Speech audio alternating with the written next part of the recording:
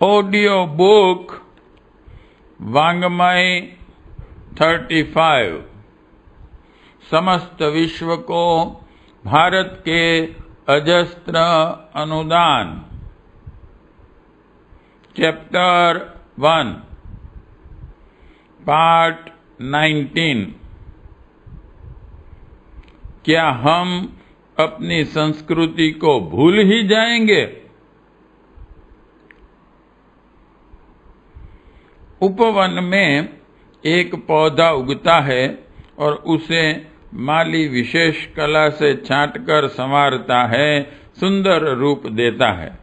इस काट छांट और संवारने की प्रक्रिया से पौधा भी नयनाभिराम बनता है तथा उपवन की भी शोभा बढ़ती है।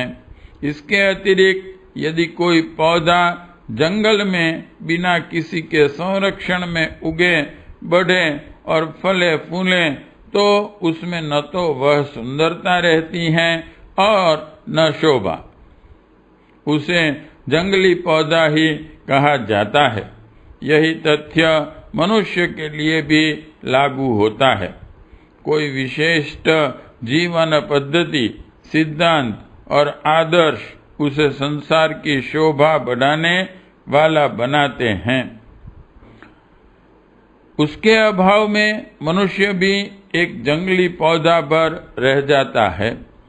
जिन नियमों और आदर्शों के अनुसार मनुष्य संसार की शोभा बनता है, उन्हें कहते हैं संस्कृति। संस्कृति का अर्थ ही यह है कि वह मनुष्य को सम्यक दिशा में सम्यक रूप से अग्रसर करती है। इसकी विधायकता का निर्धारण हर कोई नहीं कर सकता। बगीचे के पौधों को कुशल बागवान ही सजा संवार सकता है और उसकी अन्य विशिष्ट शैलियां निर्धारित कर सकता है।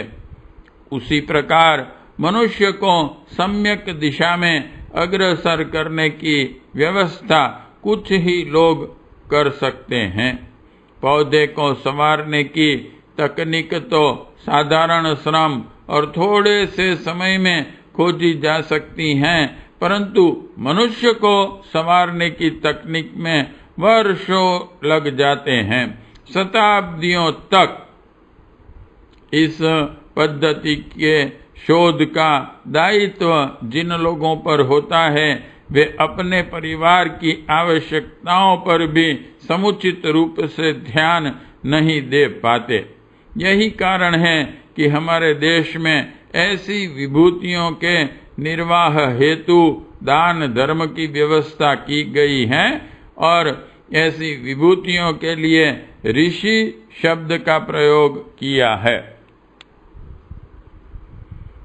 अपने लिए नहीं, समाज के लिए जीने के आदर्श को वरीयता देकर भारतीय ऋषि महर्षि ऐसा जीवन पद्धति का अन्वेषण, निर्धारण, विकास करने में सफल हो सके हैं जिसके आधार सनातन हैं। उनका बाह्य रूप भले ही बदलता रहे, परंतु उनकी नींव पर जो भी व्यक्तित्व खड़ा होता है वह न तो भौतिक दृष्टि से घाटे में रहता है और न ही आत्मिक दृष्टि से। भारतीय संस्कृति का अनुकरण करने वाला व्यक्ति अर्थ और काम के साथ धर्म और मोक्ष भी साधता चलता है। अन्य देशों की संस्कृतियां जहां पुरातत्व और इतिहास का विषय रह गई हैं, वहां हमारे देश की संस्कृति आज श्री प्रचंड जीवत्ता के माद कृष्णत्व विश्व मार्यम का उद्घोष कर रही है। इसका कारण है कि यहाँ के सांस्कृतिक नेतृत्व ने जीवन के किसी भी पहलू की उपेक्षा नहीं की। शरीर और आत्मा, जगत और जगदीश्वर, भौतिक और अध्यात्म सृष्टि के दोनों ही तत्वों का निर्वाह किया। जबकि अन्य संस्कृतियां उपरोक्त द्वितत्वों में से किसी एक को ही लेकर चल पड़ी और एक पहिए की गाड़ी की तरह थोड़ी दूर ही चलकर लड़खड़ा गई। पाश्चात्य देशों में अब जिस संस्कृति का विकास हो रहा है उसमें आत्म तत्व की पूर्ण उपेक्षा ही होती है। फलस्वरूप वहाँ साधन सुविधाएं बढ़ने के साथ साथ बोझिलता, तनाव, कुंठा, संत्रास और विक्षिप्तता भी बढ़ रही है। एकांगी भौतिकवाद से संत्रस्त होकर पाश्चात्य देशों का बौद्धिक वर्ग स्वयं भी भारतीय अध्यात्म दर्शन की छांव तले विश्राम करना चाहता है और अपने भाइयों को भी उसी सुखद शीतलता में शांत रखना चाहता है। यही कारण है कि पाश्चात्य देशों में भारतीय जीवन मूल्यों की लोकप्रियता बढ़ती जा रही है। भारतीय संस्कृति की इस जय यात्रा को देखकर गर्वित और हर्षित हुआ जा सकता है, परंतु जब दृष्टि अपने देश के संदर्भ में जाती है और यहाँ लोकप्रिय होती जा रही जीवन पद्धति पर आंखें टिकती हैं तो सारा हर्ष और सारा गौरव चरमरा कर टूटने लगता है। यहाँ विकसित होते जा रहे जीवन दर्शन को देखकर यही आशंका होती है कि भविष्य के इतिहास में लिखा जाएगा कि एक महान संस्कृति के जन्मदाता देश के निवासी अपनी उसी जीवन पद्धति को भुला बैठे जिसके कारण वह कभी जगत गुरु के पद पर आसीन था, और उसी देश से प्रकाश तथा आलोक प्राप्त कर अन्य देशवासियों भी शांति की अभिप्सा को तृप्त करने के लिए लालायित रहते थे। न केवल लालायित रहे हैं वरन उनकी यह लालसा भी वहीं पूरी हुई, परंतु यह अजीब विडंबना रही कि उसी देश के निवासियों ने अपनी गौरवपूर्ण गरिमामय जीवन पद्धति को भुला दिया और उच्छिष्ट समझकर भी दूसरे देशवासियों द्वारा त्यागे गए जीवन मूल्यों को ग्रहण कर लिया। सांस्कृतिक निष्ठा के संदर्भ में हमारी अपनी स्थिति अति निराशापूर्ण और खेदजनक है। आज की तथा कथित आधुनिकता की धारा ने हमारी संस्कृति निष्ठा को कुछ इस प्रकार कलुषित कर दिया है कि उन जीवन आदर्शों के प्रति निष्ठा की बात तो दूर रही, उन आदर्शों के प्रतीकों के लिए भी हमारा रवैया असम्मान पूर्ण और वितृष्ण होता जा रहा है। बाजार में कोई धोती कुर्ता पहनकर निकल जाए तो लोग समझते हैं कोई गांव का अशिक्षित व्यक्ति जा रहा है। स्कूल कॉलेजों में कोई छात्र शिखा में गांठ लगाएं और धोती कुर्ता पहनकर जाएं तो उसके सहपाठी देखते हैं जैसे कोई विचित्रता दिखाई दे रही हो। दफ्तरी बाबू और स्कूल कॉलेज के छात्र छात्राएं क्या पढ़ते लिखते और कैसे रहते हैं यह बात अलग है, परंतु उनके रहन सहन का ढंग, उठने बैठने और खाने पीने के तौर तरीके में घुसी हुई अंग्रेजियत व भौंडापन क्या सिद्ध करता है। स्मरणीय है पाश्चात्य ढंग का रहन सहन इस देश की प्रकृति, जलवायु तथा वातावरण में किसी प्रकार भी मेल नहीं खाता। वह सर्वथा यहाँ के प्रतिकूल हैं, परंतु आधुनिकता के उन्माद को क्या कहें। राजनैतिक दृष्टि से स्वतंत्र हुए हमें तीसरा दशक बीतने जा रहा है। अंग्रेजों की गुलामी समाप्त हो गई, परंतु अंग्रेजियत की गुलामी से हमारा अभी तक पीछा नहीं छूटा, वरन हम उसे और भी न्योता दिए चले जा रहे हैं। इसी प्रवृत्ति की ओर इंगित करते हुए डॉक्टर राम मनोहर लोहिया ने एक बार कहा था, अंग्रेज यहाँ से चले गए, परंतु अंग्रेजियत बनी हुई है, न केवल बनी हुई है, समग्र समाज पर छाती जा रही है। इसी अंग्रेजियत का प्रभाव है कि हमें सिर पर शिखा व कंधे पर यज्ञोपवीत व्यर्थ लगने लगा है, जबकि ये तत्व भारतीय दर्शन के मान्य पुण्य प्रतीक है। व्यावहारिक सुविधा की दृष्टि से भी सहज और मूल्य की दृष्टि से भी अत्यंत सस्ता यज्ञोपवीत हमें पिछड़ेपन का प्रतीक लगता है, परंतु उससे कहीं वजनी और 5-7 रुपये वाली नेकटाई सुविधापूर्ण और गौरवमयी लगती है। मुश्किल से 25 रुपये में तैयार हो जाने वाले धोती कुर्ते में हमें पैसे का अपव्यय और वस्त्र की क्षति महसूस होती है, परंतु 40-50 रुपये मूल्य के बुशर्ट में कौन सी मित व्ययता सिद्ध होती है। यह सब पाश्चात्य संस्कृति के सम्मुख घुटने टेकने, उसके आक्रमण को न्योता देने का ही परिचायक हैं। रहन सहन और वेश विन्यास की दृष्टि से हम लोग पाश्चात्य सभ्यता का अनुकरण तो करते जा रहे हैं, उस सीमा तक उन्हें अपना भी चुके हैं जिसे अति स्तर का भी कहा जा सकता है। सभ्यता रहन सहन का प्रभाव संस्कृति जीवन मूल्यों पर भी असंदिग्ध रूप से होता ही है, और उस दिशा में भी हमारे चरण बढ़ते जा रहे हैं। पश्चिमीय सभ्यता का एक बहुत बड़ा दोष रहा है, जिससे भारतीय संस्कृति सर्वथा मुक्त रहने का विधान देती है। इस प्रकार दोनों सभ्यताओं में जमीन आसमान का अंतर है। पश्चिमी दृष्टिकोण जहाँ जीवन में खाओ पीओ मौज करो के सिद्धांत को प्रधानता देता है, वहीं भारतीय जीवन दृष्टि सादा जीवन उच्च विचार की नीति अपनाने पर बल देती है।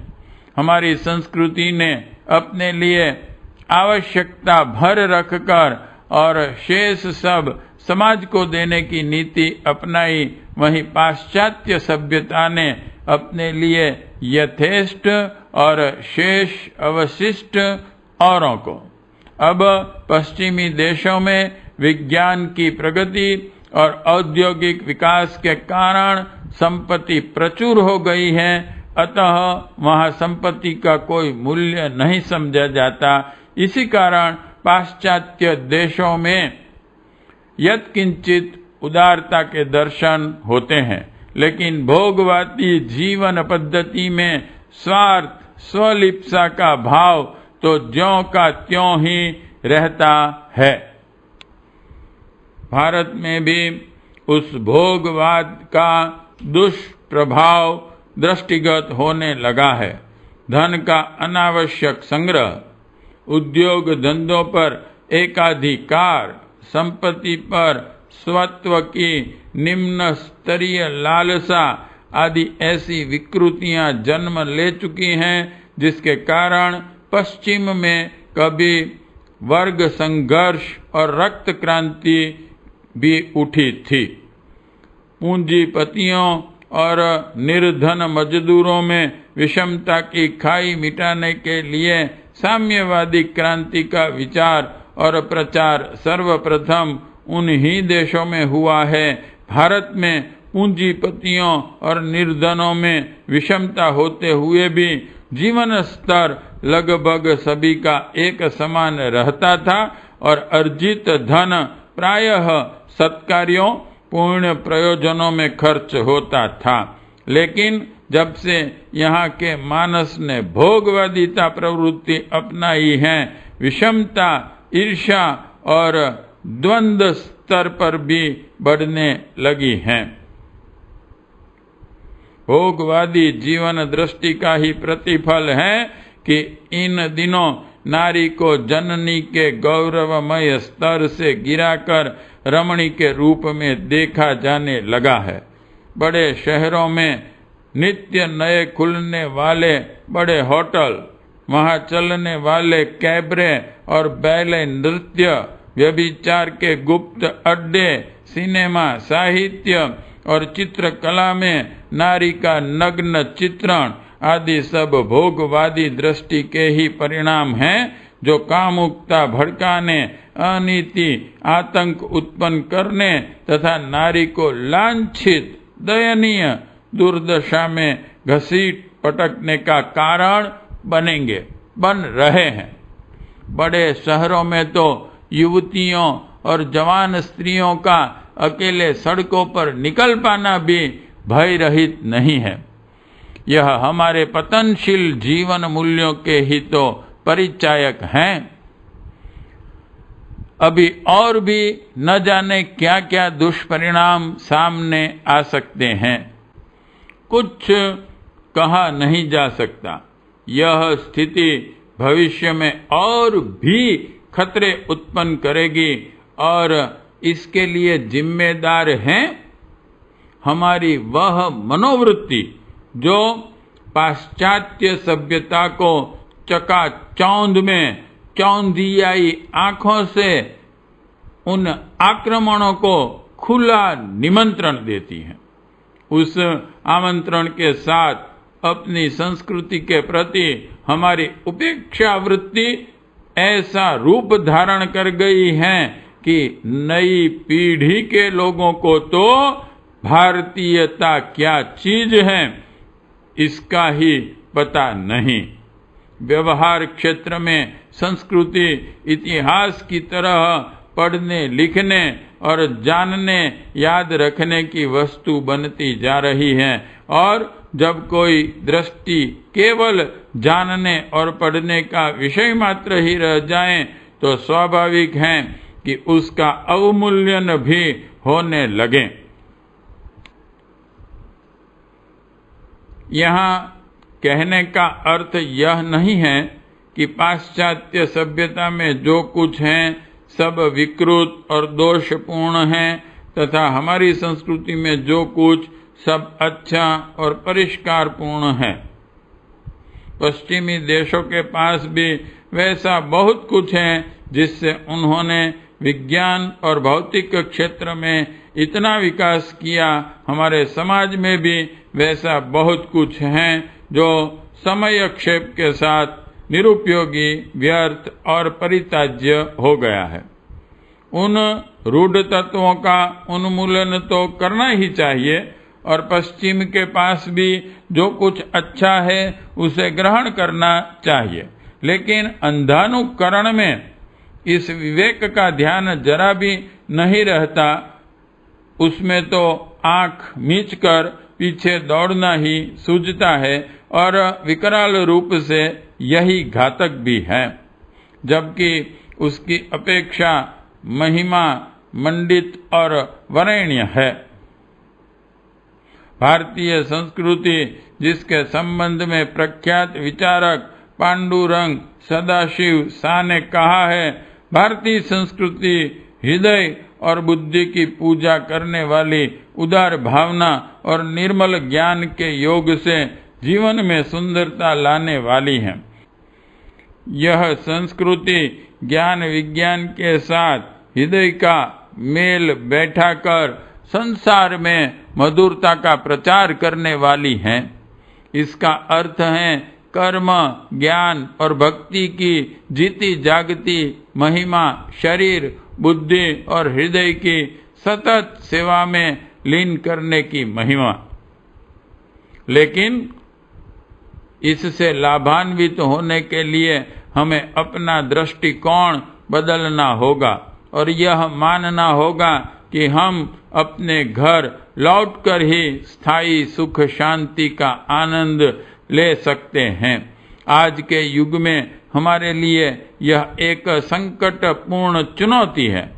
जिस संस्कृति ने एक एक व्यक्ति को नर से नारायण के रूप में अपना विकास करने की क्षमता दी, हम भी उसी के संरक्षण में स्वयं को एक ऐसे पौधे के रूप में विकसित करें जिसमें लगे पुष्पों की सुरभि से संसार में महक उठे। पार्ट 19 समाप्त।